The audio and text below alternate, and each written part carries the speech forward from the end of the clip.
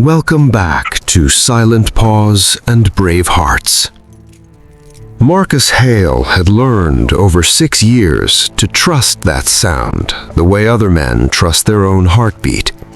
He looked up slowly from the door of his SUV and saw the police cruiser rolling toward him with the quiet, deliberate pace of something that had already made a decision.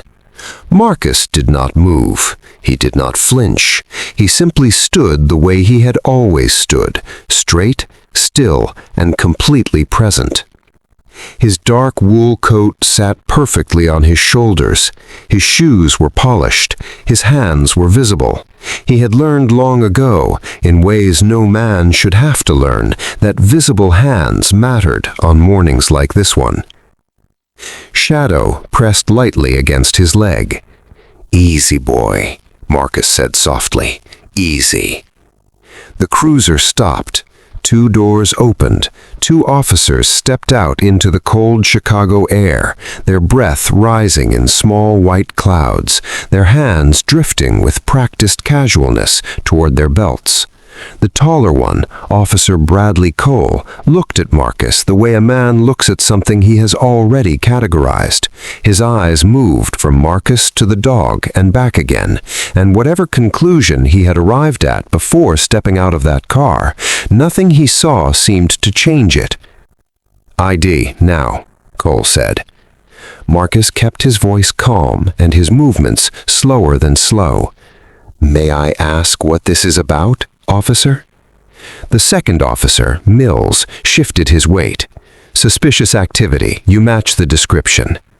Marcus had heard those words before, not once or twice, but many times across many years, in many cities, wearing many different things. A suit, a uniform, a decorated service jacket. It never seemed to matter. He reached carefully into his coat, fingers moving with the kind of deliberate caution that a man develops when he understands that the wrong movement at the wrong moment can cost him everything. He had the ID in his hand when Cole grabbed him. It happened fast. An arm seized, a twist, the sharp mechanical click of handcuffs. Shadow barked once, a single deep sound like a crack of thunder, and then went silent the instant Marcus spoke. "Shadow, stay!" The dog obeyed, but his body was rigid, every muscle locked, his amber eyes burning into the officers with an intensity that said everything his silence did not. He paced one tight circle and then sat, trembling with restrained instinct, watching his partner being pushed toward the police cruiser. A woman on a nearby balcony leaned over the railing. "That man didn't do anything! He didn't do a single thing!"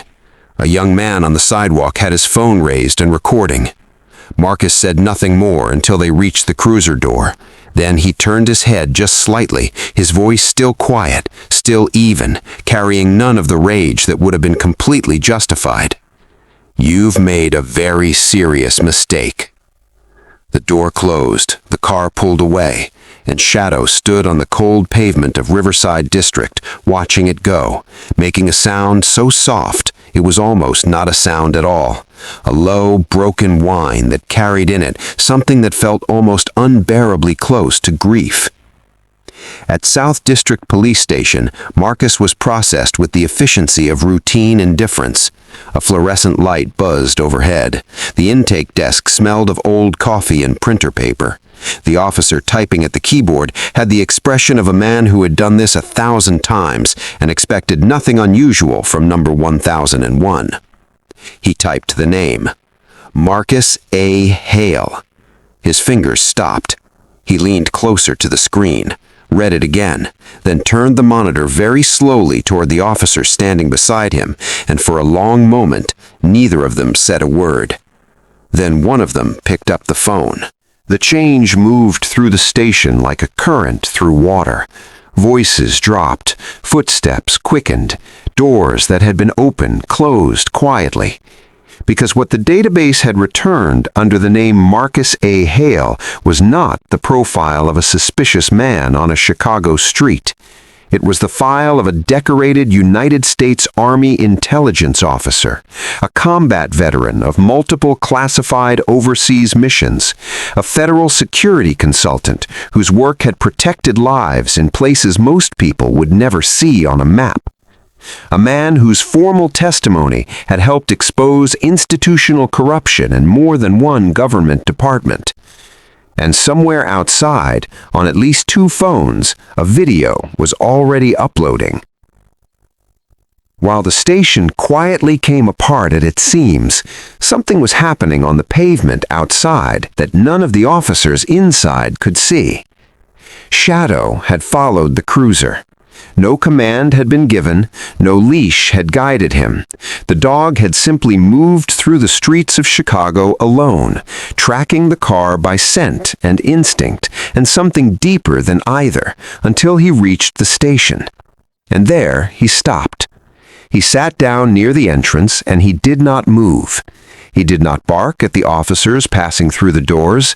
He did not pace or whine or make himself a problem. He simply sat with his dark, steady eyes fixed on the building, still and patient and absolute, the way a soldier stands watch at a post he has no intention of abandoning. One officer who passed him slowed down and looked at the dog for a long moment. Something about the animal's stillness made him uncomfortable in a way he couldn't fully explain. He went inside without saying anything.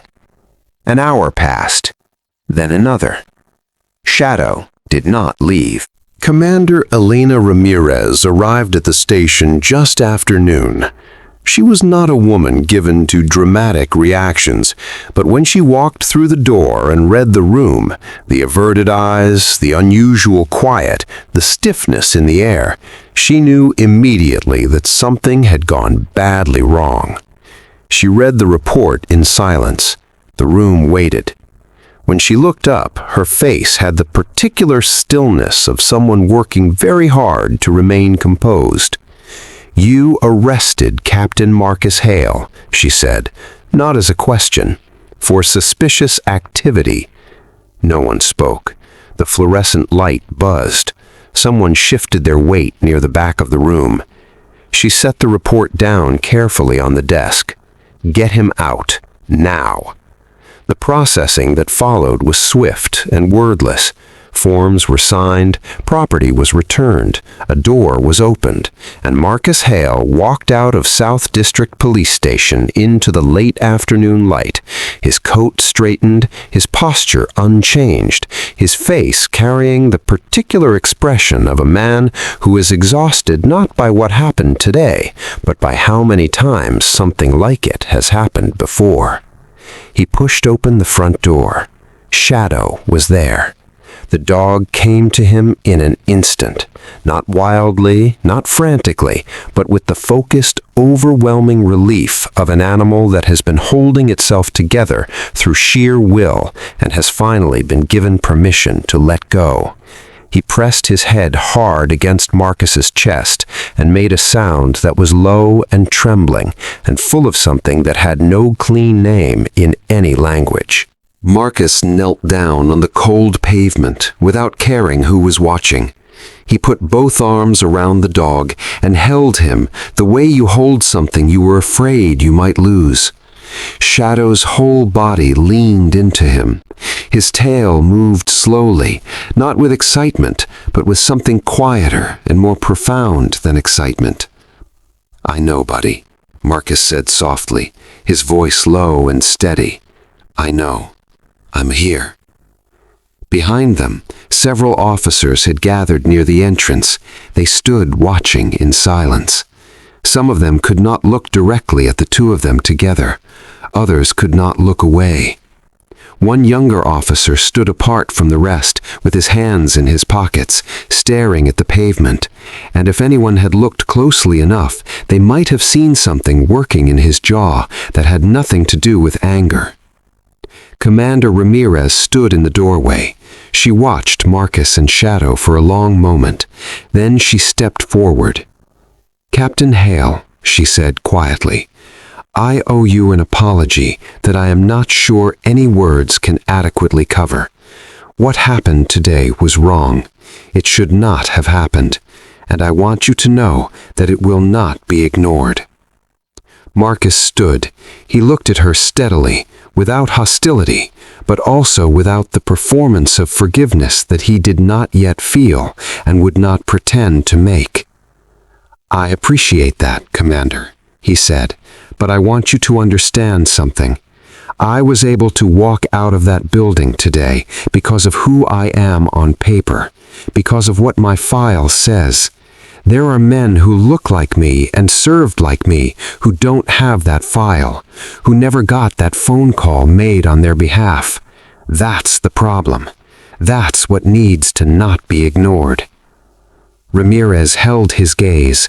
She nodded slowly. It was not the nod of a bureaucrat managing a situation. It was the nod of someone who had just heard something true and was choosing not to look away from it. Marcus reached down and placed his hand on Shadow's head. The dog leaned gently into his palm. They walked away from the station together, side by side, as they always had and as they always would. The late afternoon light stretched long and gold across the Chicago pavement. The city moved around them, indifferent and constant. But something had shifted in that station. Something in the air, in the people who had watched, in the young officer who couldn't look up from the ground. Something small and fragile and necessary. The kind of shift that doesn't announce itself, but sometimes slowly becomes change. Marcus and Shadow turned the corner and disappeared from view. And the pavement where Shadow had waited for hours alone, without being asked, without wavering, was just an ordinary stretch of cold Chicago concrete again. But it had been, for a little while, something else entirely. It had been a quiet act of loyalty so complete and so pure that even the men who had caused the harm could feel the weight of it. Shadow had not needed a rank or a file or a database to know who Marcus Hale was. He had always known. This story carries within it a truth that extends far beyond one morning on a Chicago street. It reminds us that dignity does not belong to those with the most impressive files. It belongs to every human being simply by virtue of being human. It shows us that prejudice does not check credentials before it acts, and that the harm it causes lands on people long before the truth has a chance to correct it. It speaks to the quiet courage it takes to remain composed in the face of injustice, and the even quieter courage it takes afterward to speak that injustice plainly and without softening it for the comfort of those who caused it. And in Shadow, in that dog who followed a police car through city streets and sat on cold pavement for hours without being asked, we are reminded that loyalty in its purest form does not calculate, does not waver, and does not leave. If you believe that every person deserves to be seen clearly and that loyalty and truth are always worth standing for, then this is your community. Subscribe to Silent Paws and Brave Hearts and stay with us, because every story we tell is a story worth remembering.